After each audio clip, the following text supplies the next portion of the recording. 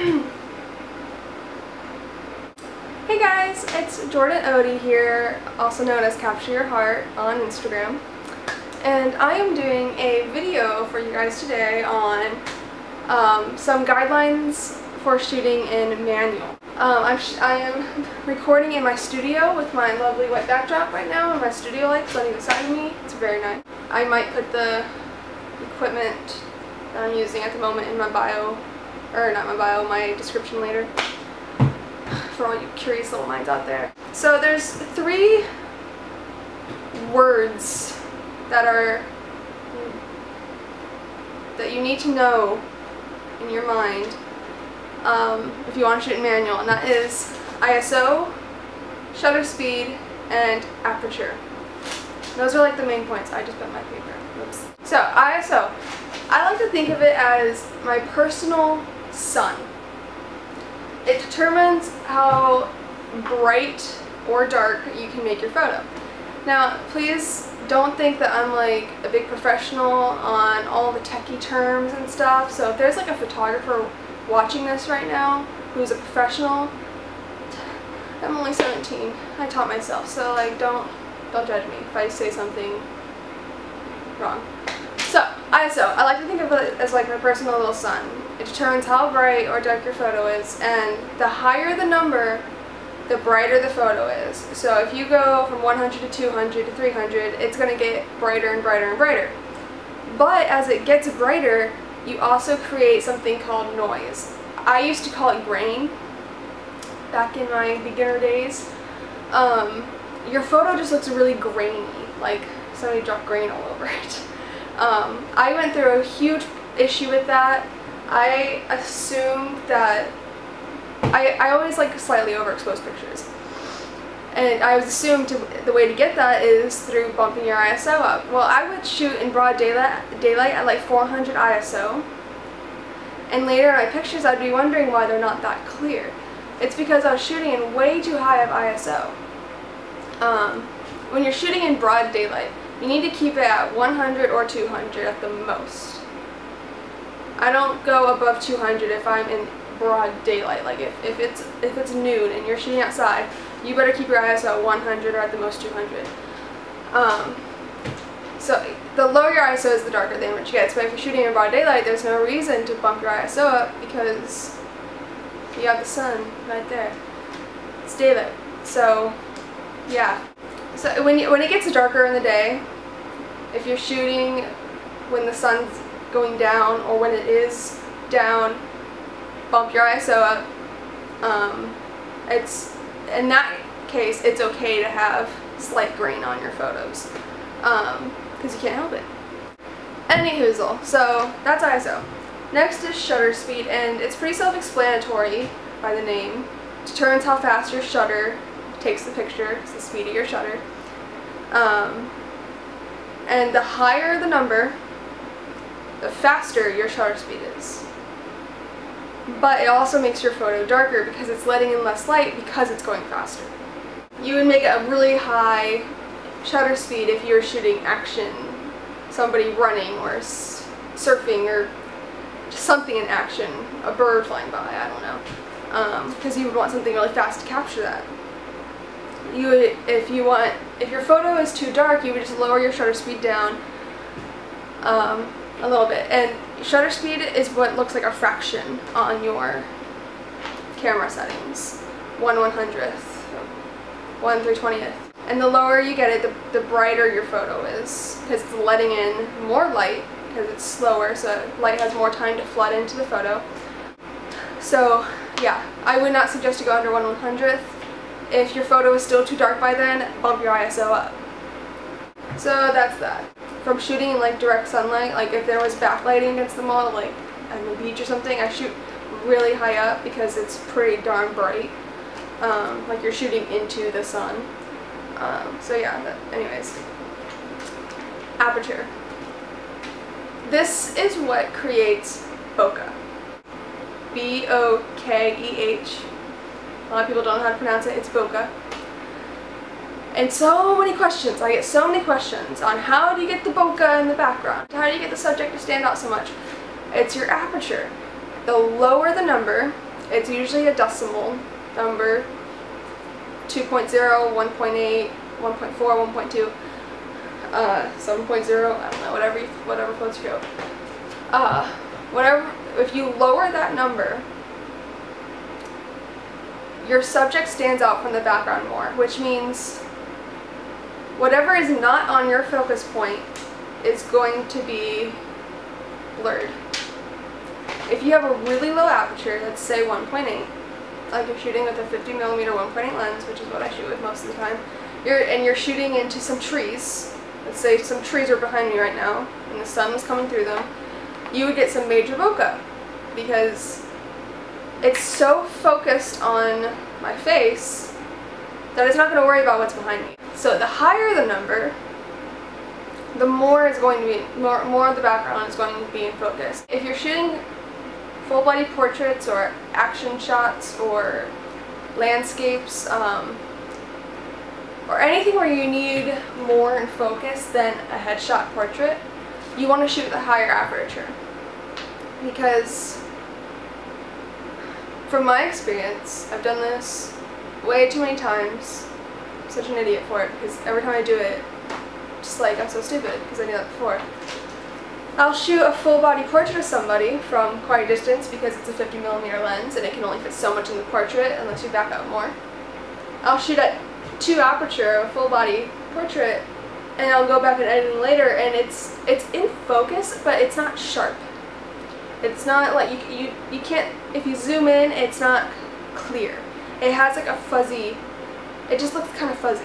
Like it's slightly out of focus. And that's because the aperture was so small of a number that when you're shooting far away, it has a harder time seeing what it's focusing on. So you want to shoot with a higher aperture, a higher number aperture when you're shooting full bodies and stuff. And yeah. When I do my self-portraits, all my self-portraits are usually face portraits. I mean, shoulders here up, and I shoot with a pretty low aperture because it's only here. Yeah. When I'm shooting with like seniors and especially families, because it's more than one person, I want to bump my aperture up because I either have more people in the shot, or I need to have more focus in the shot, or just, yeah. If you want to know more about that, just go to your good friend Google and type in, hey, what's aperture? And I'll do it for you. Use your user manual if you don't know how to switch your settings. When I first got my T3i, I was like, what? On how to change all these settings. I didn't know what any of it were. So if you're like, hey, I want to know how to change my shutter speed, go to your manual and, I don't know, look under shutter speed, manual mode, you go find it and I'll tell you how to switch it. And just make your user manual your best friend. I figured out how to shoot in black and white and in sepia when I first got my camera because of my user manual. I was like, hey, I want to explore this thing a little bit. And I don't know how I found it, but I figured out how to shoot in sepia. I don't remember anymore because I had never needed to shoot in sepia, but I just thought it was cool. Last, but most certainly not least, practice. Shooting in manual takes so much practice. You have to learn what to change if something's wrong, what to change if your photo's too dark, what to change if your photo's too bright, what to change if your shutter speed's too slow. That's kind of obvious. Make it faster. But I propose a challenge for whoever is viewing that doesn't know how to shoot in manual mode.